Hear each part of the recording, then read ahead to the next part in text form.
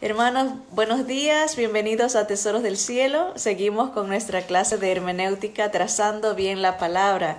Hoy estamos en la lección 23 y tenemos una sola página que estará en nuestra página de Facebook para que ustedes la puedan imprimir y compartir con los que ustedes gusten. El tema de hoy es un tema muy poco explorado y estudiado dentro de las filas cristianas, y es algo triste porque la Biblia está llena del tema de Israel, y esto es lo que vamos a ver hoy: profecías acerca de Israel, y cómo nos compete, ya que tiene que ver con los tiempos del fin, que es lo que estudiamos la semana pasada, las profecías de Jesús en cuanto a los tiempos del fin, y vimos 9 profecías que el Señor Jesús nos dio. Y ahorita vamos a recapitular para tener un resumen y refrescar la memoria, ¿verdad? Es bonito hacer repasos para que se vaya grabando las enseñanzas. Pero antes vamos a orar juntos. Aquí oramos como grupo, pero incluyéndolos a ustedes, sea donde sea que estén, el Señor está con ustedes. El Señor es espíritu y verdad, y Él habita en medio de su pueblo, y donde se lo alaba, donde se busca su gloria, el Señor está ahí. Así que está ahí con ustedes, está acá con nosotros, y vamos a buscar su sabiduría, ¿verdad? Su bendición sobre este estudio. Vamos a orar.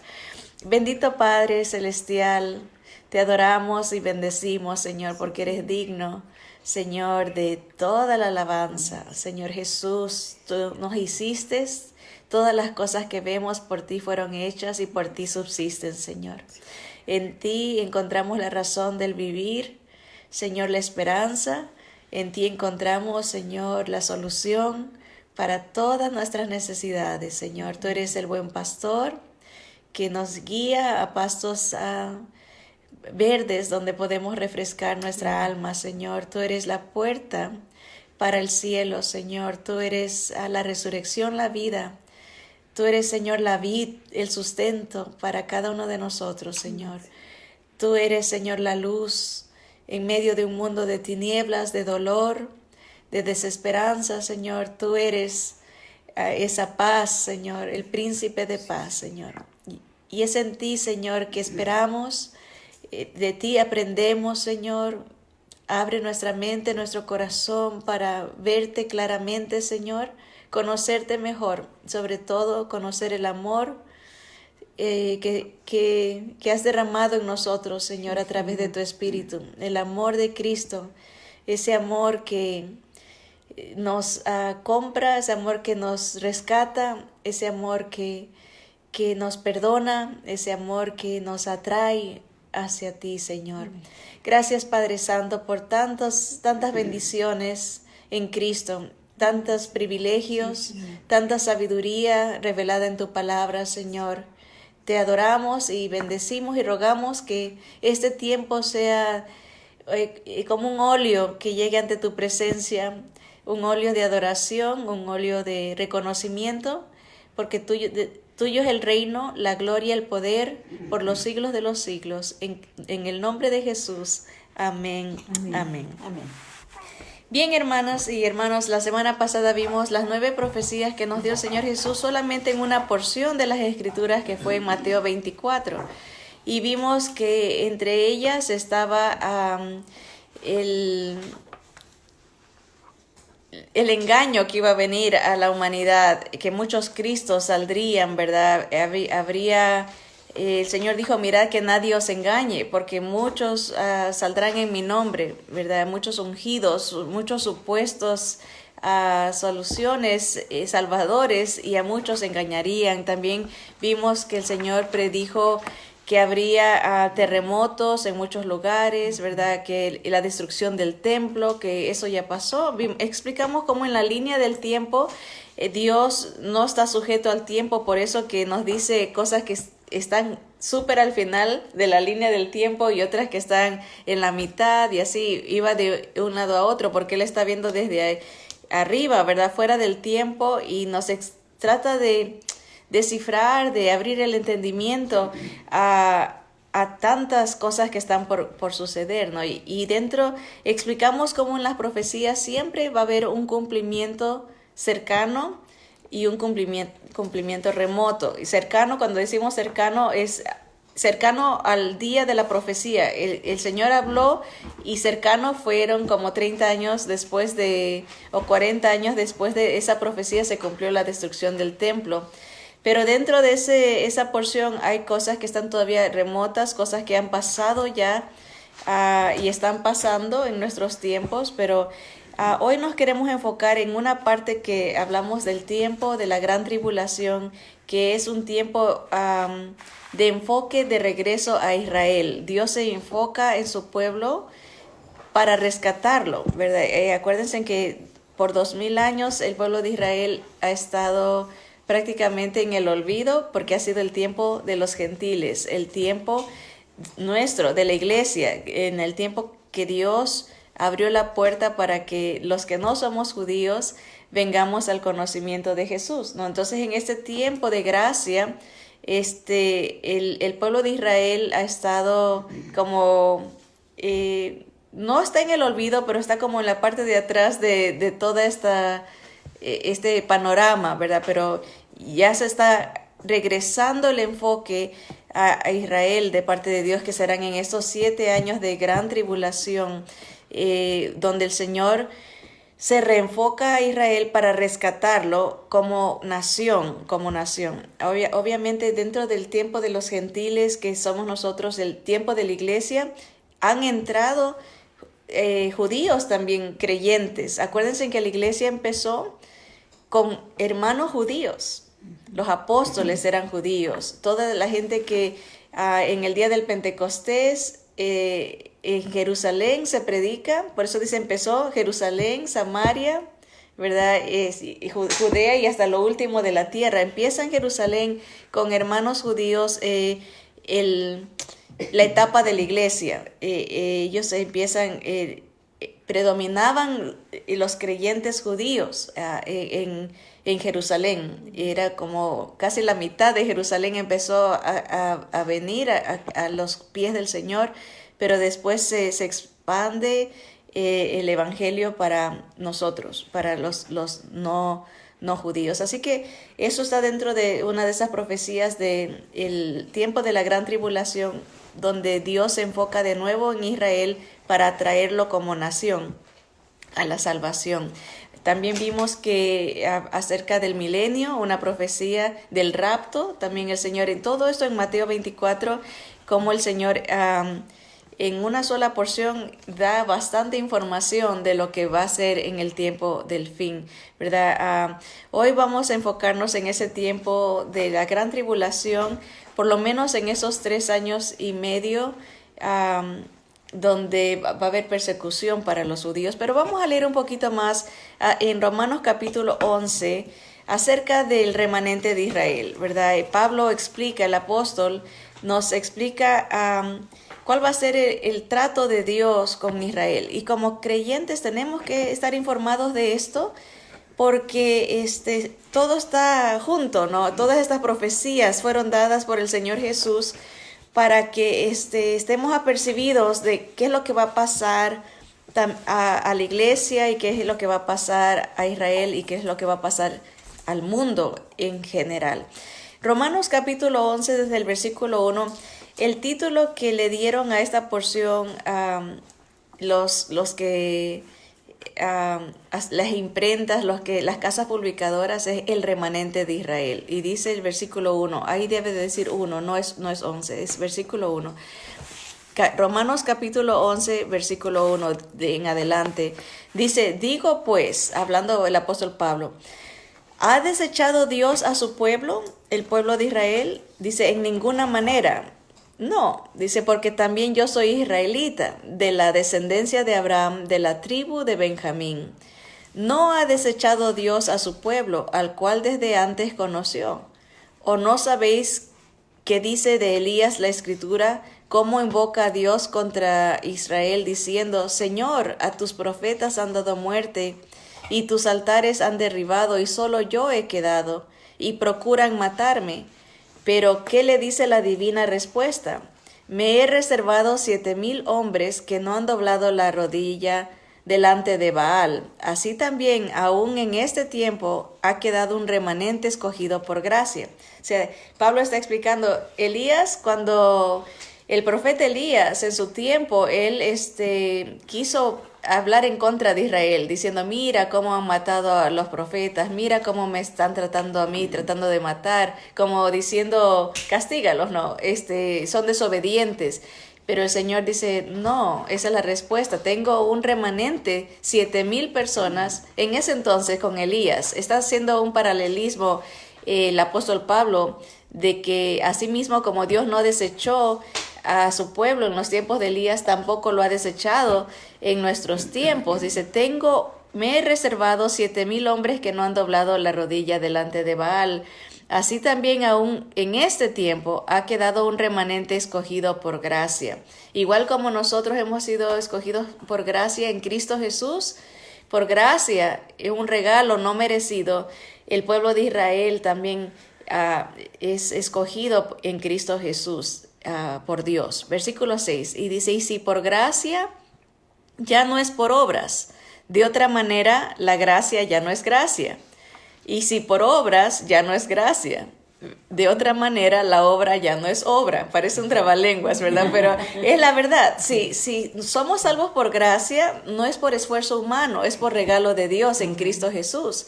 Asimismo ellos, no es por la ley que se van a salvar, sino por gracia en Cristo Jesús igual. Dice el versículo 7 que pues lo que buscaba Israel no lo ha alcanzado, pero los escogidos sí lo han alcanzado y los demás fueron endurecidos. Como está escrito, Dios le dio espíritu de estupor, ojos con que no vean y oídos con que no oigan hasta el día de hoy. Y David dice, sea vuelto su convite en trampa y en red, en tropezadero y en retribución. Sean oscurecidos sus ojos para que no vean y agóbieles la espalda para siempre.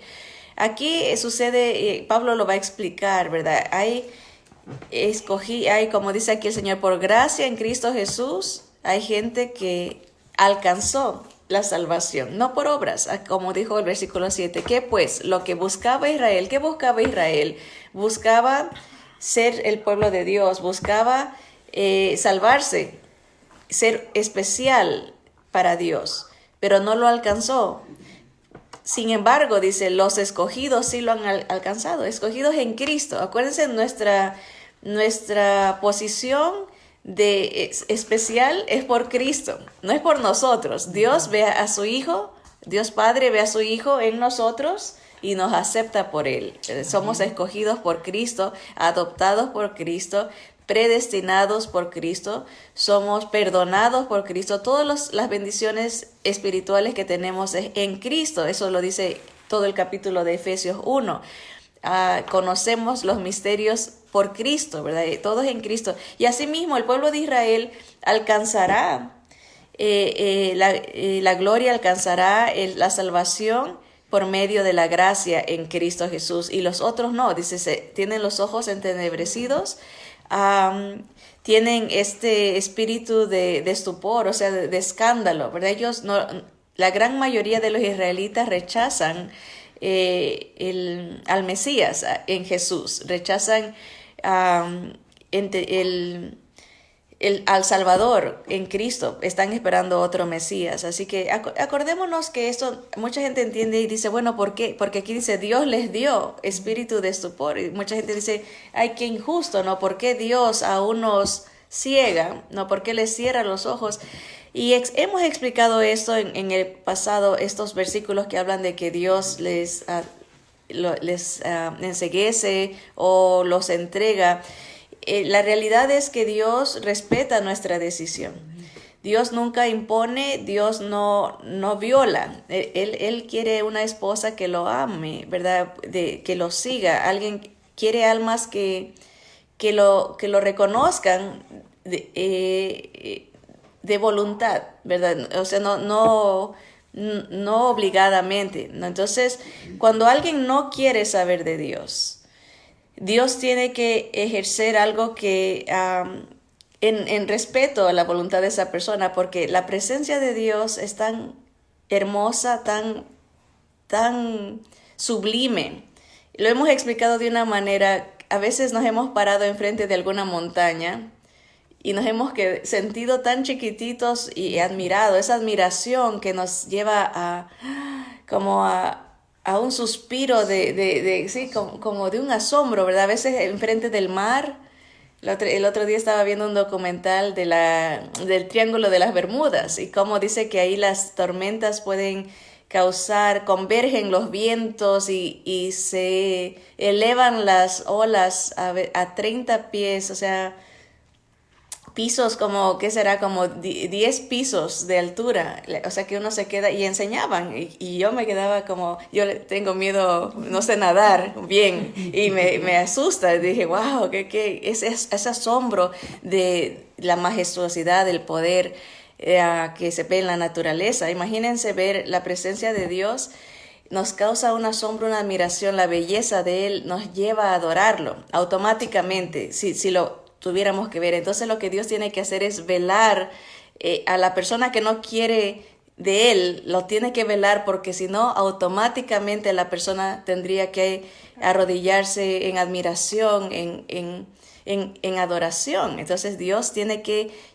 en respeto a la decisión de la persona, velarlo para que no se sienta compungido, no se sienta obligado a tener que venerarlo. Es un acto de respeto a la voluntad, respeto al libre albedrío que Dios está haciendo cuando Él prácticamente vela los ojos de la persona, porque Él ya sabe que esa persona no quiere, entonces tiene que concederle su deseo. Y ese es el estado más triste, cuando Dios concede el deseo que tenemos, porque nuestro deseo carnal siempre va a ser enfocarnos en nosotros y no en Dios. Así que por eso hay estos versículos que hablan que Dios ciega, que Dios, a veces hablan de que el enemigo también ciega. O sea, eso es alternado el proceso. El enemigo endurece el corazón y Dios concede ese enceguecimiento, los entrega a los deseos carnales y de rechazo a Dios. Así que eso es lo que le ha pasado a la gran mayoría de Israel. Pero dice Pablo, es por un tiempo, no es permanente. Miren, sigamos la lectura en el versículo 11. Aquí viene la salvación nuestra de los gentiles. Dice Pablo, digo pues, ¿han tropezado los de Israel para que cayesen? En ninguna manera, pero por su transgresión vino la salvación a los gentiles para provocarles a celos. En otras palabras, si Israel hubiese aceptado al Señor, no hubiese habido apertura para nosotros, porque ya era recibido como el Mesías y nos hubiésemos quedado sin Dios, sin esperanza. Pero como ellos rechazan, Dios abre las puertas a nosotros, que es una gran bendición. Dice que el Señor nos ha incluido para provocarles a celos. Los que ellos nunca hubiesen considerado como hijos de Dios, ahora somos parte de la familia del Señor. Versículo 12 dice, y si su transgresión, la de Israel como pueblo, es la riqueza del mundo, y su defección, o sea, el rechazo, ¿verdad? La traición, defección es como no ser leal.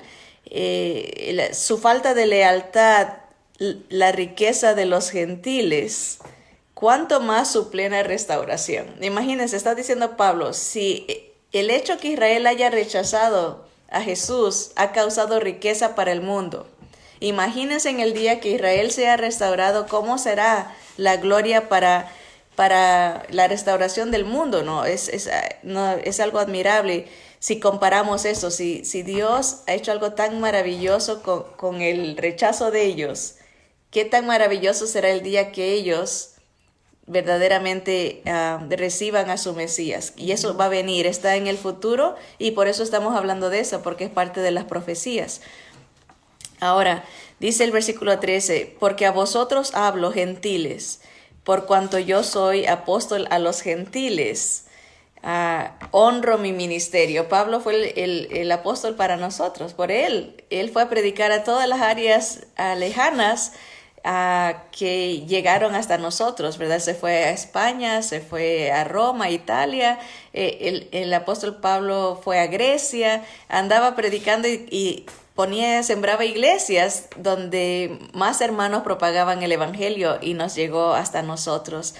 Dice él, honro mi ministerio porque si en alguna manera pueda provocar a celos a los de mi sangre y hacer salvos a algunos de ellos, porque si su exclusión es la reconciliación del mundo, ¿qué será su admisión sino vida de entre los muertos? ¿Verdad? Está haciéndonos pensar, ¿no?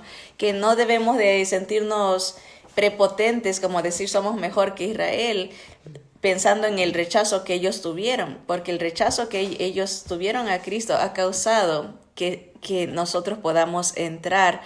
Dice versículo 16, si las primicias son santas, también lo es la masa restante, y si la raíz es santa, también lo son las ramas. O sea, nosotros somos las ramas, ellos son la raíz, de ellos por ellos vino el Mesías, por ellos tenemos la palabra, ellos son la raíz de este plan de Dios, ¿no? Lo que Pablo está tratando de decir es que no haya un sentimiento de orgullo en contra de ellos, sino más bien como compasión y de admiración de saber de que a través de ellos la gloria de Dios se va a manifestar para todo el mundo algún día no muy lejano. Versículo 17 dice, pues si algunas de las ramas fueron desgajadas y tú siendo olivo silvestre has sido injertado en lugar de ellas y has sido hecho participante de la raíz y de la rica savia del olivo, no te jactes contra las ramas. Y si te jactas, sabe que no sustentas tú a la raíz, sino la raíz a ti. ¿Verdad? Estamos conectados espiritualmente con Israel. Ahí no debemos de jactarnos ni enorgullecernos en contra de ellos. Hay un plan divino, ¿no? Y eso es lo que está Pablo explicando ahora. A esto de las ramas que fueron desgajadas, el judaísmo se quita, ¿verdad? Hay cosas que Dios desecha para dar comienzo a esta nueva rama que es la iglesia, ¿verdad? Este nuevo trato de Dios con la humanidad. Ahora, versículo 19 dice, pues las ramas, dirás, fueron desgajadas para que yo fuese injertado. Bien, por su incredulidad fueron desgajadas, pero tú por la fe estás en pie. Una referencia al judaísmo, ¿no? No aceptaron al Mesías, fueron desgajadas por su incredulidad. La incredulidad es lo que nos aparta de Dios, ¿verdad? Pero nosotros por la fe en Cristo estamos en pie. No te ensoberbezcas, sino teme, ¿no? Que haya una actitud de reverencia a este privilegio que Dios nos ha dado de ser parte de su pueblo. Ahora, miren el versículo 21 dice, porque si Dios no perdonó a las ramas naturales, a ti tampoco te perdonará. Mira, pues, la bondad y la severidad de Dios, la severidad ciertamente para con los que cayeron, pero la bondad para contigo, si permaneces en esa bondad, pues de otra manera tú también serás cortado. Hablando de la fe en Jesús, tienes que permanecer en esa fe, en esa gracia. Por eso Pablo a los Gálatas le escribe, le dice, me sorprendo que tan pronto os hayáis despegado de esta gracia en Cristo Jesús. No pienses que es por la ley ni por las obras, es por Cristo.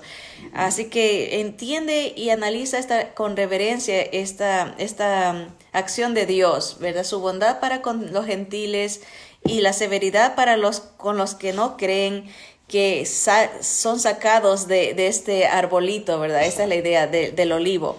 Ahora, dice el versículo 23, y aun ellos, si no permanecieren en incredulidad, serán injertados, pues poderoso es Dios para volverlos a injertar. Porque si tú fuiste cortado de lo que por naturaleza es olivo silvestre, y contra naturaleza fuiste injertado en el buen olivo, ¿cuánto más estos, que son las ramas naturales, serán injertados en su propio olivo. En otras palabras, una predicción de que Israel va a regresar a creer, a ser pueblo de Dios, va a regresar a su Mesías, a su Cristo, ¿no? Esas ramas que fueron cortadas serán injertadas de nuevo, dice, y serán, la idea es de que si un pueblo que tenía muchos dioses, nosotros los gentiles no teníamos al Dios de Israel, sino diferentes, cada nación diferentes ídolos, cada nación diferentes dioses. Dice, si yo pude injertar a estas naciones incrédulas, a mi familia por la fe en Cristo, ¿cuánto más podré injertar de nuevo las ramas que son naturales del mismo olivo? O sea, hice lo más difícil, dice Dios, que un pueblo que no me tenía a mí como Dios, un pueblo polígamo, o sea, naciones polígamas, ¿verdad? Que muchos dioses, haya creído en el Dios de Israel, hice lo imposible. ¿Cómo no haré que mi propio pueblo crea en mí? Es lo que el Señor prácticamente Pablo nos está explicando. Sigamos con el versículo 25 y el título es La restauración de Israel. Porque no quiero, hermanos, que ignoréis este misterio. Y esto lo vamos a ampliar un poquito más si el Señor permite y no nos ha llevado los misterios que el Señor revela a través de las profecías. Este es un misterio. El hecho de que Israel sea restaurado, dice, para que no seáis arrogantes en cuanto a vosotros mismos, que ha acontecido a Israel endurecimiento en parte hasta que haya entrado la plenitud de los gentiles. Esa palabra, la plenitud de los gentiles, incluye a judíos creyentes que son parte de la iglesia de Cristo. La plenitud de los gentiles es la totalidad de aquellos que vayan a creer en Cristo Jesús. Va a haber endurecimiento en parte, incredulidad en parte en Israel, hasta que toda la gente que haya creído en Jesús entre y se cierre el tiempo de la gracia. Ahí va el Señor a enfocarse en Israel. Va a llegar un momento en que se cierran las puertas para que la gente crea en Cristo Jesús en este tiempo de gracia. Va a haber tiempo que se pueda creer, pero un tiempo de persecución donde va a ser el enfoque Israel. Y sí va a haber gente que crea en Jesús durante la gran tribulación. El Apocalipsis nos habla que van a ser millares de gente que se va a arrepentir, pero les va a costar la vida, va a ser un tiempo de sufrimiento, de persecución. Ahorita es un tiempo abierto donde la gente puede escoger a lo menos en el lado occidental. Nosotros somos privilegiados porque si queremos creer, nadie nos corta la cabeza, nadie nos quema, nadie nos crucifica de este lado del mundo. Del lado occidental, creer en Cristo cuesta la vida en muchas partes del planeta, pero ese tiempo va a llegar al tiempo que se cierra cuando entre la plenitud, como dice aquí, la plenitud de los gentiles. Subrayen eso porque eso va a ser muy importante entender ese término.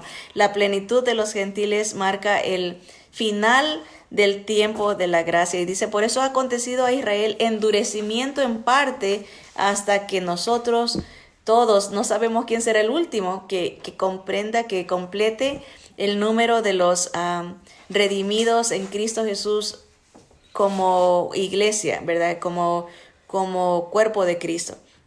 Dice, continúa, dice el versículo 26, una vez que se cierra la plenitud de los gentiles, dice, y luego todo Israel será salvo, ¿verdad? Ese es el proceso.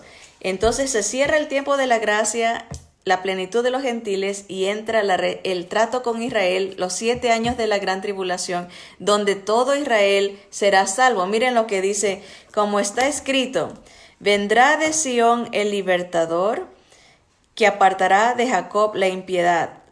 Vendrá el Señor Jesús a Jerusalén, ¿verdad? Y los va a libertar y va a purificar a Israel, les va a perdonar sus pecados. Dice, y este será mi pacto con ellos, cuando yo quite sus pecados. Así que en cuanto al evangelio, son enemigos por causa de vosotros. Está hablando Pablo, ¿no? Regresa a la idea otra vez. Sí van a ser salvos, pero al presente son como enemigos por causa de nosotros los gentiles, pero en cuanto a la elección, son amados por causa de los padres. O sea, ellos siguen siendo el pueblo de Dios, siguen siendo los escogidos por Dios desde los tiempos de Abraham. Por eso dice, escogidos por los padres, Abraham, Isaac, ¿verdad? ¿Quién más tenemos? Abraham, Isaac y de Jacob, ¿verdad? El padre de las 12 tribus de Israel. Versículo 29 dice, porque irrevocables, esto es importante entender, irrevocables son los dones y el llamamiento de Dios. Lo que Dios da, no quita. Cuando Él da salvación, no la quita. Los dones, todos los talentos que Dios da, los ministerios, el llamamiento a la salvación que Dios da es irrevocable, ya está hecho por medio de Jesús. Y es nuestro trabajo encontrar cuáles son esos dones, cuáles son esos ministerios y disfrutar de la salvación que ya tenemos en Cristo Jesús, ¿verdad? Vivir, caminar en esa salvación. Irrevocables son los dones y el llamamiento de Dios. En cuanto a Israel, fueron llamados a ser pueblo de Dios, es irrevocable. Nadie les puede quitar eso. Nadie les quita ese privilegio. Versículo 30, pues como vosotros también en otros tiempos erais desobedientes a Dios, pero ahora habéis alcanzado misericordia por la desobediencia de ellos, así también estos ahora han sido desobedientes, para que por la misericordia concedida a vosotros, ellos también alcancen misericordia. Porque Dios sujetó a todos en desobediencia, para tener misericordia de todos. Todo es parejo, ¿no? Nadie puede decir, bueno, hay gente que sí lo dice y me ha tocado escuchar que gente que cree que está en perfecta obediencia delante de Dios. Dice, yo obedezco a Dios, yo no le fallo a Dios. Hay gente que dice así, pero el Señor dice, a todos Dios nos ha como dice aquí, sujetado en desobediencia, porque todos hemos fallado de alguna manera u otra, pero en Cristo encontramos misericordia. En Cristo Jesús, todos, tanto judíos como gentiles, podemos formar parte de la familia del Señor en este tiempo de gracia, en este tiempo de perdón por Cristo Jesús. Ahora, versículo 33 dice, oh profundidad de las riquezas de la sabiduría y de la ciencia de Dios. Cuán insondables son sus juicios e inescrutables sus caminos. ¿Quién puede entender esto, no? Cómo Dios hace el plan perfecto para podernos incluir, porque todos hemos fallado, pero a través de Cristo todos podemos ser rescatados. Así lo vemos por fe, si creemos en Él. Versículo 34, porque ¿quién entendió la mente del Señor? ¿O quién fue su consejero? La otra vez escuchaba algo que decía un pastor y me hizo reír, porque dice aquí, ¿quién puede aconsejar a Dios? ¿Quién ha sido consejero de Dios? Y él pregunta, ¿quién ha sido consejero de Dios? Y la gente grita, nadie, y él dice, todos nosotros, porque todos nosotros a cada ratito le decimos, ¿por qué Dios hace esto así? ¿Por qué no lo haces así? Todos queremos ser consejeros de Dios, ¿verdad? Pero en realidad nadie le puede aconsejar a Él. Él es todo sabio. Lo que Él hace, lo hace perfecto. Tiene un plan perfecto. Dice, y es realidad. Yo pensaría que nadie... La realidad es que nadie puede aconsejar a Dios, pero la verdad es que todos tratamos de cambiarle. A veces en la oración, a través de la oración decimos, Señor, que se haga así. Y el Señor nos enseñó a orar, que se haga tu voluntad, ¿verdad? Porque la voluntad de Dios es lo perfecto, es su sabiduría. Dice, ¿quién entendió la mente del Señor? ¿O quién fue su consejero? ¿O quién le dio a Él primero para que le fuese recompensado? Porque de Él y por Él y para Él son todas las cosas, a Él sea la gloria por los siglos de los siglos. Amén. Entonces entendemos el propósito histórico, ¿verdad? En la historia de la humanidad, desde un principio, cómo Dios separa un pueblo para poderse revelar a través de ese pueblo, venir como un humano a través de ese pueblo, y nos da las indicaciones cómo sería a través de una virgen, de qué tribu vendría. Hemos visto las profecías que el Señor cumplió y estamos en las profecías que Él nos dio, específicamente hablando en cuanto a la restauración de Israel. El plan perfecto, y estamos ya casi al fin de esa línea de la historia de la humanidad, donde se acabará el tiempo de la gracia, se completará cuando haya entrado la plenitud de los gentiles, todos los que hayan creído en Jesús, se cierra la puerta para el cuerpo de Cristo, la iglesia, y entra este tiempo de reenfoque a Israel, de restauración a Israel, donde dice el Señor, todo Israel será salvo. Ahora, tenemos que entender, y eso lo vamos a explicar más adelante, que 2/3 de la nación de Israel morirá durante ese tiempo. Se calcula ahorita que hay más o menos como 14 millones de judíos en el mundo, pero en Israel solamente ahorita creo que hay 8 millones, o sea que está casi un 50%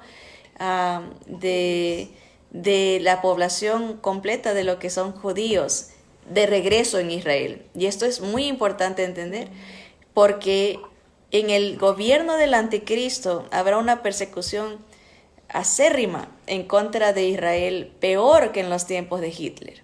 En los tiempos de Hitler murieron aproximadamente 6 millones de judíos, pero en el tiempo del anticristo van a ser 2/3 de la totalidad o sea, estamos hablando de el doble de mortandad. Va a ser mucho, y eso el Señor... es interesante que justo estaba meditando en qué enfocarme para la clase de hoy. No sabía si hablar del milenio, que es algo cuando ya el Señor venga corporalmente y todo ojo lo vea y venga a reinar por 1000 años en la tierra. O me enfoco en el rapto, que es algo que todos queremos saber y todos queremos, porque nos compete, ¿verdad? Y a veces, pero el Señor me continuaba dirigiendo a Israel. Y justo el día de hoy, después de estar preparando la clase y todo, caí en cuenta que el día de hoy se conmemora en Europa, en Francia especialmente, lo que se conoce como el Día D. El Día D fue el día así que las fuerzas aliadas estadounidenses, británicas, canadienses, llegaron a las orillas de Normandía, en inglés es Normandy, de Francia, para luchar contra el ejército alemán que tenía conquistado el occidente de Europa, ¿verdad? Y por consecuencia provocó la muerte de tantos judíos durante el holocausto como conocemos. Y justamente hoy, 6 de junio, se celebran 75 años del comienzo de la liberación de ellos, que concluyó más o menos como en agosto, no recuerdo la fecha exacta, pero en agosto se libertan a tanta gente que todavía estaba viva, aunque muchos ya millones habían muerto, pero imagínense la relevancia del tema cuando estamos analizando que va a venir el día que el Señor liberte a su pueblo. Después de una gran persecución que va a llevarse 2/3 de la población judía. Ahora el Señor tiene su plan y Él va a restaurar, como dice aquí, Él va a... hay una palabra que que estaba buscando, que va a salvar, ¿no? Que Él va a restaurar a Israel como nación, que decía que lo va a hacer. Y no van a ser todos esos millones, sino solamente ese 1/3 que quede vivo va a ser salvo, todos como nación, que son varios millones que van a creer en Cristo Jesús. Ahora, Zacarías 12 nos amplía este evento, ¿verdad? Miren la liberación, el título que le dieron a Zacarías 12 es Liberación Futura de Jerusalén. Dice, profecía de la palabra de Jehová acerca de Israel. Jehová, que extiende los cielos y funda la tierra y forma el espíritu del hombre dentro de él, ha dicho, he aquí yo pongo a Jerusalén por copa que hará temblar a todos los pueblos de alrededor contra Judá. Pónganse a pensar, estas profecías fueron dadas miles de años atrás. Y el Señor está diciendo, voy a poner a Jerusalén como la principal que va a hacer temblar a todas las naciones que están a su alrededor. Ahora, y esto va a ser en el sitio contra Jerusalén. Cuando quieran dominarla, cuando quieran conquistarla, cuando quieran derrotarla, en un sitio, así que la rodeen, Jerusalén va a salir victoriosa por medio de Jesús. Eso es lo que va a pasar, dice el versículo 3. Y en aquel día yo pondré a Jerusalén por piedra pesada a todos los pueblos. Todos los que se la cargaren serán despedazados. Bien que todas las naciones de la tierra se juntarán contra ella. Noten las predicciones, ¿verdad? Ahorita hay gran actividad porque Israel existe como nación, algo que no había pasado por los últimos 2000 años. Estas profecías, cuando la gente leía, decía, ¿cómo de Jerusalén? Si Jerusalén ya no existía. Hasta en el año 1948, ¿verdad? Israel, precisamente por la liberación de la Segunda Guerra Mundial y todos los eventos que pasan en la Segunda Guerra Mundial, llevan a que las naciones aprueben que Israel sea constituida nación, algo que no había pasado por 2000 años. Entonces, nosotros al leer esto, estamos leyéndolo retrospectivamente, ya con cosas que se han cumplido. Ya está Jerusalén, y es más, Jerusalén declarada como capital en nuestros tiempos, ¿verdad? En esta administración, ¿verdad? El presidente declaró aceptar a Jerusalén como capital. Dice versículo 3, y en aquel día yo pondré a Jerusalén por piedra pesada a todos los pueblos, todos los que se la cargaren serán despedazados, bien que todas las naciones de la tierra se juntarán contra ella. Se predice lo que estamos viendo, ¿no? Un antisemitismo, ¿verdad? Todos en contra de Israel. Si vemos estas reuniones de la ONU, hasta pareciera chiste, ¿no? Porque cumplen exactamente lo que el Señor primero, que existiría Jerusalén. Segundo, que todas las naciones estarían en contra de ellos. Algo que para nosotros es noticia de todos los días, ¿verdad? Se escucha muy seguido. Miren el versículo 4, salud. Dice, en aquel día, dice Jehová, heriré con pánico a todo caballo y con locura al jinete, mas sobre la casa de Judá abriré mis ojos, y a todo caballo de los pueblos heriré con ceguera. Y los capitanes de Judá dirán en su corazón, tienen fuerza los habitantes de Jerusalén en Jehová de los ejércitos, su Dios. O sea, va a haber un reconocimiento, van a ser invadidos, pero el Señor los va a defender. Va a causar que ellos reconozcan que la victoria viene por su Dios, Jehová de los ejércitos. Versículo 6, en aquel día pondré a los capitanes de Judá como brasero de fuego entre leña, y como antorcha ardiendo entre gavillas, y consumirán a diestra y a siniestra a todos los pueblos alrededor. Noten esto, es una batalla final. Después de los 7 años de la gran tribulación, de la persecución a los judíos, de la gran índice de mortandad en el pueblo de Israel, vendrá una batalla donde el Señor peleará por ellos y triunfarán. Dice, miren, a diestra y a siniestra vencerán a todos los pueblos de alrededor, y Jerusalén será otra vez habitada en su lugar, en Jerusalén. ¿Ven? Que hasta el nombre nos da y nos dice, será habitada. Obviamente nos deja entrever que va a llegar un tiempo en que será deshabitada, ¿verdad? Hay profecías que hablan que el remanente va a huir a un lugar que el Señor les tiene reservado por 3 años y medio, donde podrán sobrevivir a gente que les dará de comer. ¿Se acuerdan cuando el Señor dijo que por cuanto estuve preso y me visitaste, por cuanto tuve hambre y me diste de comer, estuve desnudo y me vestiste? Ese es el trato que cierta gente dará a los judíos en el tiempo de la gran tribulación, y el Señor va a premiar a la gente que trate bien con ellos durante ese tiempo de persecución. Pero aquí se han diseminado durante los últimos 3 años y medio de gran tribulación, y el Señor otra vez los atrae, porque dice, Jerusalén será de nuevo habitada. y será otra vez habitada en su lugar en Jerusalén, y librará a Jehová las tiendas de Judá primero, para que la gloria de la casa de David y del habitante de Jerusalén no se engrandezca sobre Judá. En aquel día Jehová defenderá al morador de Jerusalén. El que entre ellos fuere débil, en aquel tiempo será como David, y la casa de David como Dios, como el ángel de Jehová delante de ellos. Miren, el más débil tendrá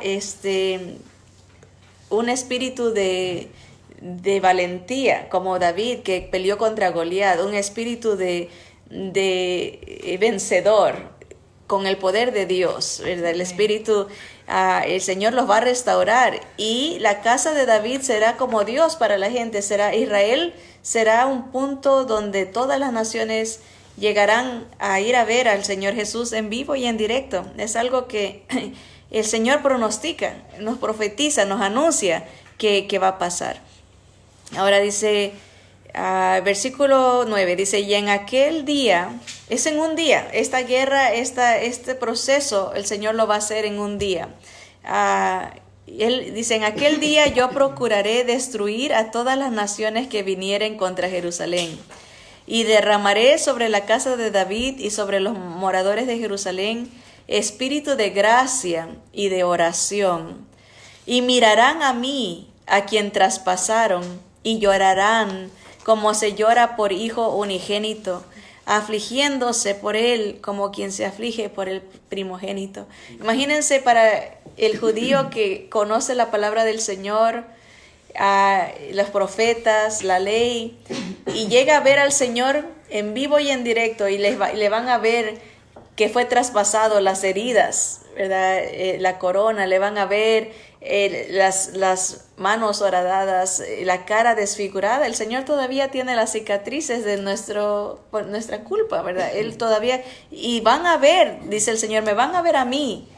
Ese día cuando se arrepientan y que yo venga a rescatarlos, les voy a dar el espíritu mío, un espíritu de gracia, ¿verdad? Y un espíritu de oración, de arrepentimiento. Y van a verme y van a decir, oh, miren lo que pasa. Dice, en aquel día habrá gran llanto en Jerusalén, como el llanto de Hadad Rimón en el valle de Megiddo. Y la tierra lamentará, cada linaje aparte, los descendientes de la casa de David por sí y sus mujeres por sí, los descendientes de la casa de Natán por sí y sus mujeres por sí, los descendientes de la casa de Leví por sí y sus mujeres por sí, los descendientes de Simeí por sí y sus mujeres por sí, todos los otros linajes, cada uno por sí y sus mujeres por sí. Cada tribu se va a arrepentir, una por uno, va a ir reconociendo al Señor Jesús, al Mesías, pero ellos van a llorar en arrepentimiento, ¿no? Van a decir, ¿cómo fue esto? Pero le preguntan, ¿por qué tienes estas cicatrices? ¿Verdad? ¿Por qué? ¿Qué te pasó? Van a sorprenderse y van a lamentar. Cada tribu se va a arrepentir. Zacarías 13 sigue explicándonos este acontecimiento. Dice, en aquel tiempo, ya cuando el Señor venga, acuérdense, esto es al final de los 3 años y medio de persecución a Israel, el Señor ha lidiado con ellos. Y siempre el Señor nos deja ejemplos. Acuérdense que hemos hablado de la tipología bíblica, ¿verdad? Y aprendemos de las historias que una persona cuando está quebrantada, cuando ha pasado por dolor, pérdidas, es el momento donde el Señor puede manifestarse de tal manera que la persona pueda ver al Señor. En nuestro caso, espiritualmente hablando, en el caso de Israel, lo van a ver físicamente. Lo que quiero decir es que a veces renegamos de los problemas, de los sufrimientos, pero es ahí donde el poder de Dios se puede manifestar más visiblemente, llevándonos a un arrepentimiento, a un reconocimiento de la grandeza de Dios, del poder de Dios en Cristo Jesús. Y eso es lo que va a hacer el Señor tratando con Israel también, en el momento de más desesperación, donde todas las naciones se irán en contra de ella, donde será perseguida, donde sus seres queridos morirán. Esto cuando habla del valle, ¿se acuerdan de la muerte de los niños cuando Herodes los persiguió? Y ese es el llanto, cuando se llora como por un primogénito, la pérdida que tiene que pasar para que abra sus ojos y pueda ver al Mesías. A veces el Señor tiene que permitir que pasemos por las situaciones más difíciles donde se llora a un primogénito, porque eso es lo más triste. Cuando se llora a un hijo, al primero sobre todo, se desgarra el corazón cuando hay pérdida, ¿verdad? Sea por enfermedad, sea por pecado, sea por muerte, se duele las fibras de la emoción, por eso ellos lloran y se arrepienten, pero están pasando por este momento de prueba. Y el Señor nos deja entrever que Él trata así con nosotros también. Él permite las situaciones para llegarnos a un punto donde nos rindamos a Él y lo reconozcamos a Él como el victorioso, el Mesías, el Cristo, nuestro Salvador, nuestra esperanza, nuestro consuelo, nuestra restauración. Y así dice el versículo 12, que la tierra lamentará. Todos los linajes, todas las tribus de Israel se convertirán a su Cristo. Zacarías 13 dice, en aquel tiempo habrá un manantial abierto para la casa de David, o sea, para los israelitas y para los habitantes de Jerusalén, para la purificación del pecado y de la inmundicia. Será un tiempo de reconciliación con Dios. Verán a Jesús como su Salvador. Y en aquel día, dice Jehová de los ejércitos, quitaré de la tierra los nombres de las imágenes, y nunca más serán recordados, y también haré cortar de la tierra a los profetas y al espíritu de inmundicia. O sea, hay gente que predice cosas, y ahorita lo vamos a leer, que son contrarias a la voluntad de Dios. Y Israel desviado, ¿no? Con imágenes, otros dioses, la adoración a sí mismo, el humanismo, el materialismo, ¿verdad? Los profetas que anuncian prosperidad cuando en realidad deberían de anunciar arrepentimiento, ¿verdad? Y eso es lo que el Señor dice. En aquel día se van a acabar todos esos falsos profetas que tienen un espíritu de inmundicia, o sea, que fomentan la desobediencia a Dios. Hay predicadores que, en este caso específico con Israel, como los líderes religiosos, que fomentan la religiosidad aparte de Jesús, fomentan... Acuérdense que para el Señor nuestras obras son como trapo de inmundicia. Cuando creemos que nuestras obras nos salvan, el Señor las desprecia. Pero cuando hacemos las obras en Cristo, por Cristo y para Cristo, esas obras son aceptadas por el Padre. Entonces, por eso hay esa comparación. Esta gente que predica, estos profetas que anuncian soluciones fuera de Jesús, son inmundos para Dios. Dice, y acontecerá que cuando alguno profetizare aún, le dirán su padre y su madre que lo engendraron, no vivirás porque has hablado mentira en el nombre de Jehová. Y su padre y su madre que lo engendraron, le traspasarán cuando profetizaren. O sea, no lo aceptarán. Esas palabrerías de esperanza en otras cosas, en religión, esperanza en tradiciones, esperanza en imágenes, esperanza en muchas cosas, dice, eso la gente ya lo rechazará, porque ahora ya entienden que Jesús es el único Salvador. Ni siquiera los padres se dejarán, como diciendo, no por familiaridad se va a seguir la falsa enseñanza, no va a haber ese problema.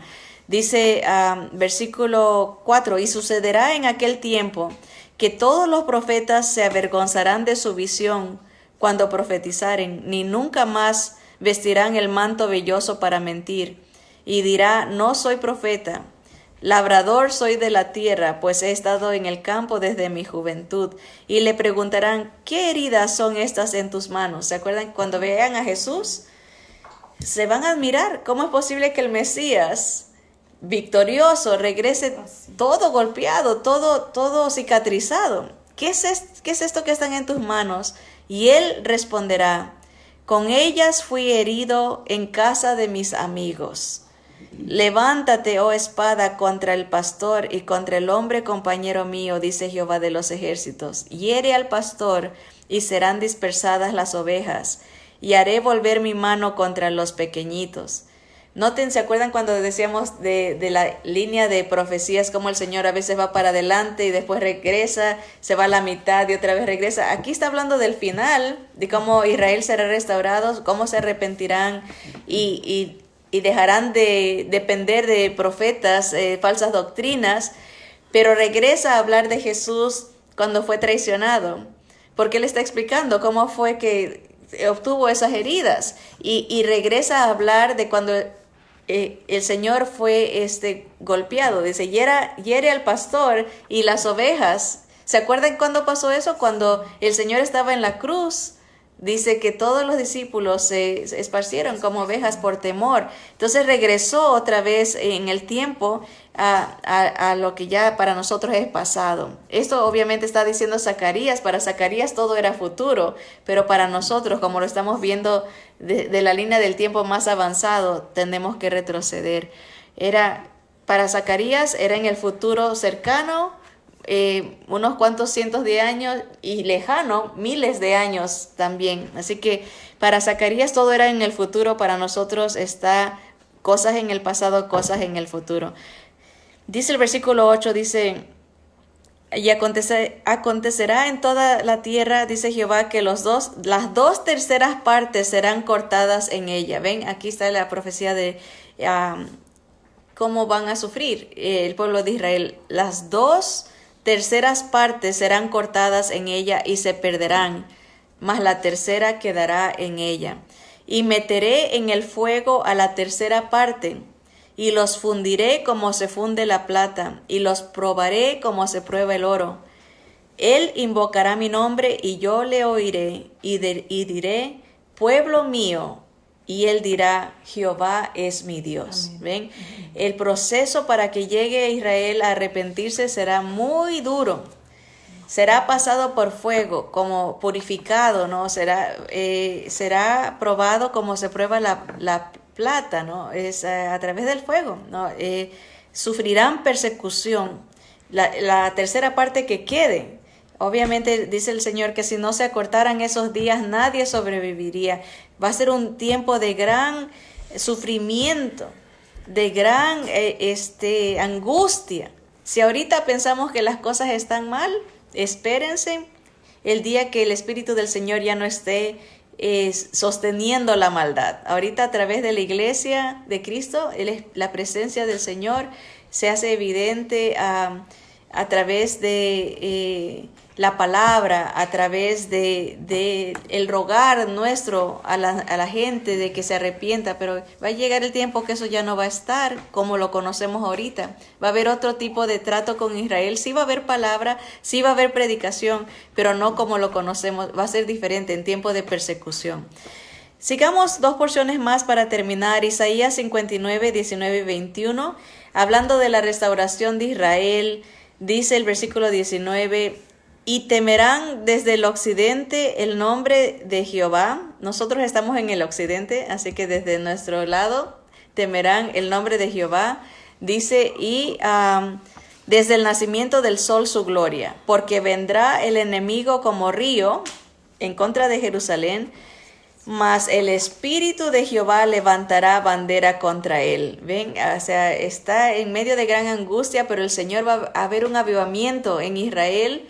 En los judíos, el Espíritu de Dios se mueve en medio de ellos para hacerlos entender que Jesús es el verdadero Mesías. Dice, y vendrá el Redentor a Sión. Viene Jesús. Esto ya al final de los 7 años de gran tribulación, a establecer su reino milenial. Viene el Señor, el Redentor, el que nos compra, ¿verdad?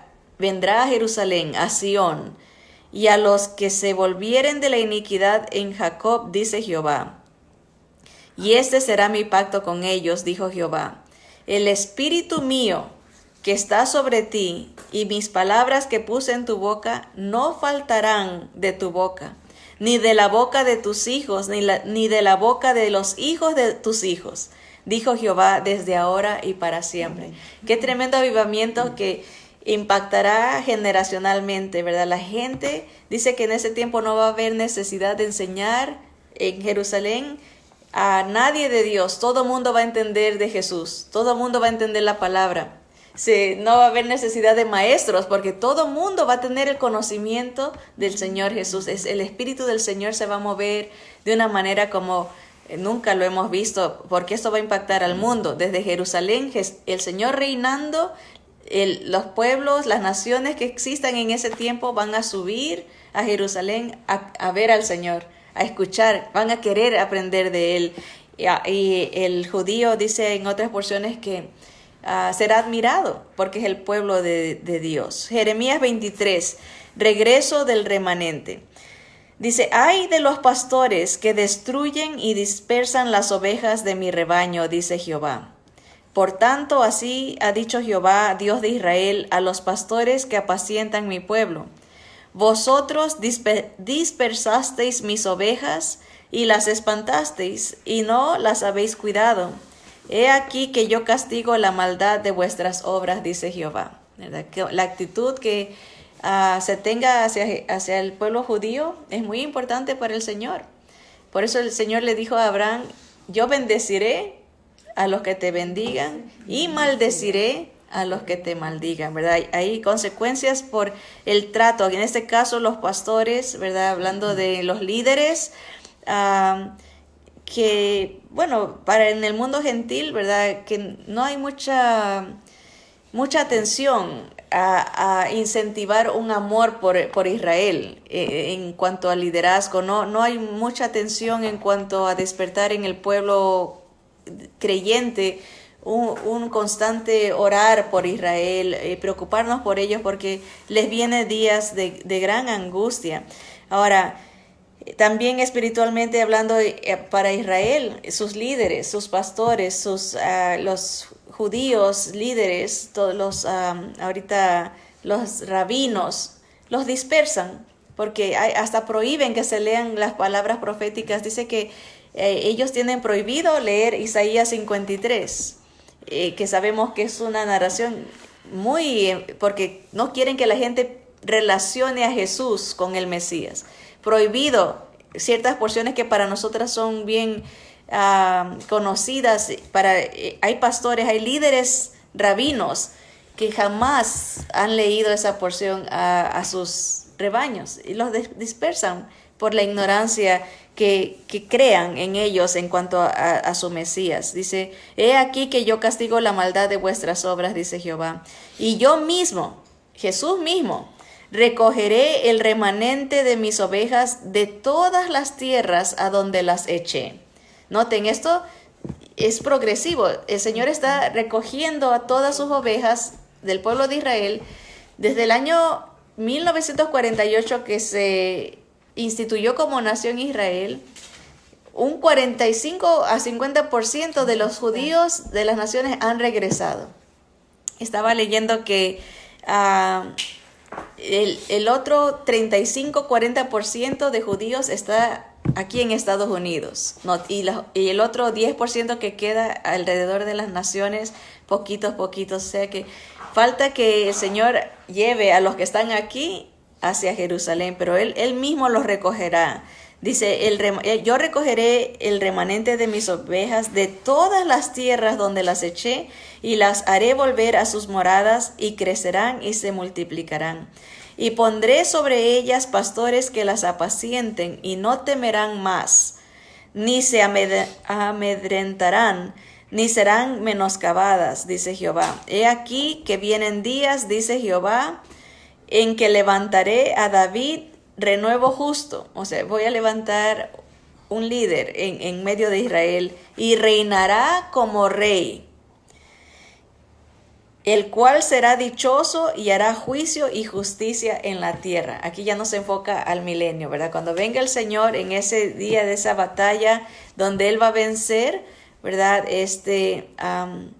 Él instituirá su reinado milenial y va a poner pastores que apacienten a su pueblo, ¿verdad? Líderes que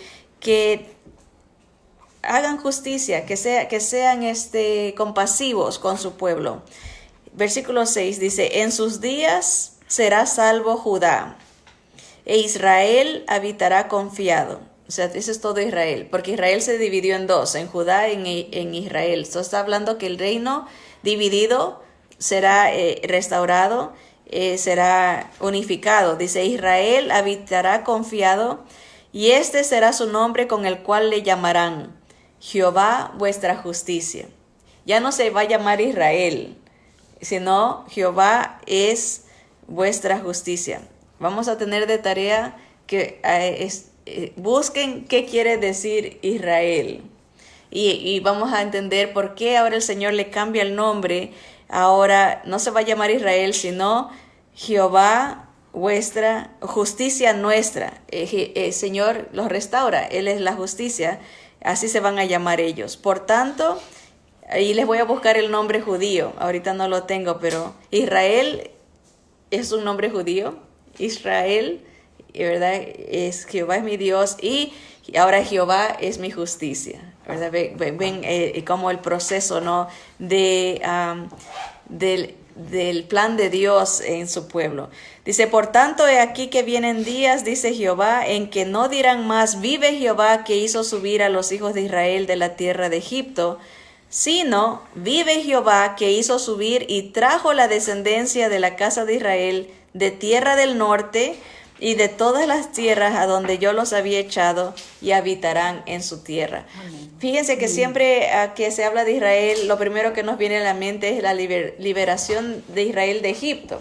Dice, pero va a llegar el día en que ya no se van a acordar de eso, no me van a conocer por ser el Dios que los liberté de Egipto, sino por ser el Dios que los liberté de las tierras del norte y los traje de todas las partes del mundo.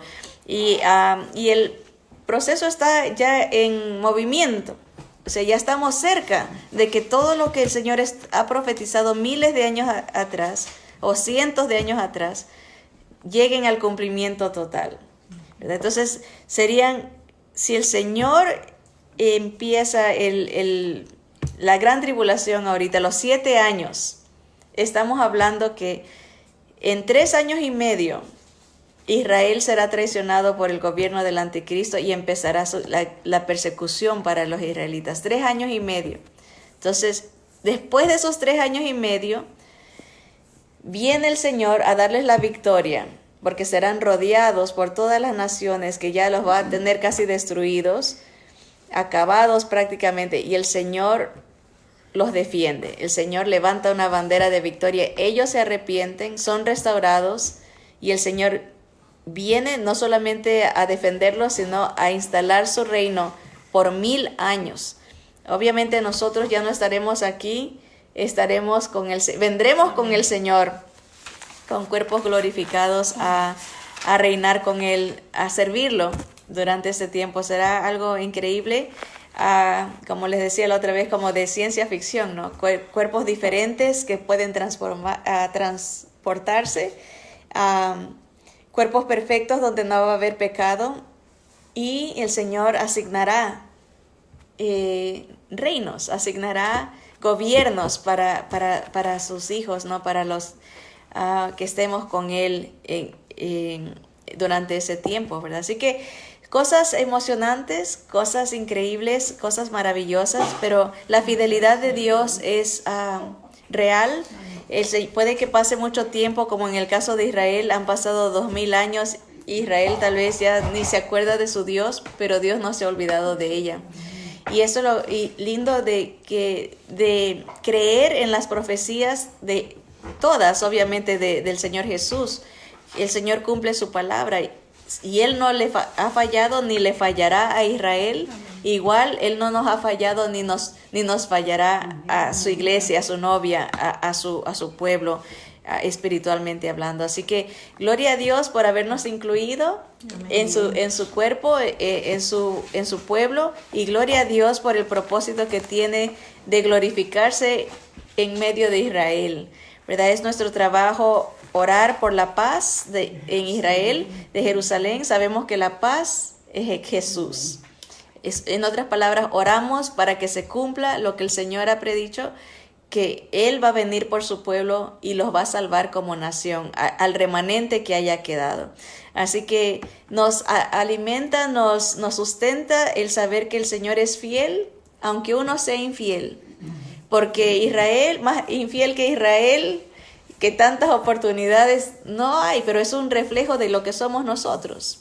Nosotros somos infieles día a día, ¿verdad? La gracia de Dios nos sustenta en Cristo, porque uno ofende al Señor de muchas maneras, pero el Señor dice, por eso lo sujeto a desobediencia, para que mi misericordia sea evidente para todos, ¿verdad? Bendito sea el nombre del Señor. Lo bendecimos por su fidelidad, lo bendecimos por su misericordia, lo bendecimos por su sabiduría, lo bendecimos por su victoria, que pronto seremos testigos no solamente de la victoria espiritual que nos ha dado, pero el Señor nos ha salvado no solo de la condenación, pero de pasar este tiempo de castigos para la tierra que ha rechazado al Mesías, a la tierra que ha rechazado a Jesús. Así que bendito sea el nombre del Señor. Hosana, hosana al Altísimo. Que venga la salvación desde los cielos, que venga nuestro Redentor, el Mesías Jesús, nuestro Salvador. Que el Señor los guarde y los bendiga, hermanos. Nos vemos aquí la próxima semana si el Señor todavía no ha venido. Bendiciones.